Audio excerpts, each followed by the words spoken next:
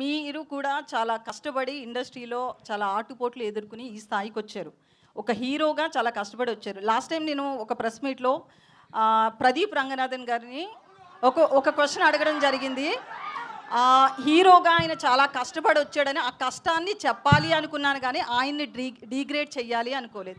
ఇప్పుడు మీరు కూడా సేమ్ అట్లనే ఎలాంటి బ్యాక్‌గ్రౌండ్ లేకుండా ఒక ఇండస్ట్రీలో ఒక సక్సెస్ఫుల్ హీరోగా రన్ అవ్వాలి అంటే అది ఆషామాషి కాదు. మీరు చాలా ఫేస్ చేసి వచ్చారు. ఏం చెప్తారు దాని గురించి ఒక హీరోగా? నన్ను అడగండి అమ్మా, పర్లేదు. కానీ పక్క స్టేట్ నుంచి ఓ హీరో వచ్చినప్పుడు అలా కించపరిచే క్వశ్చన్లు అడగడం మంచిది కాదని నా ఫీలింగ్. Yes yes. తప్పుగా కాదు.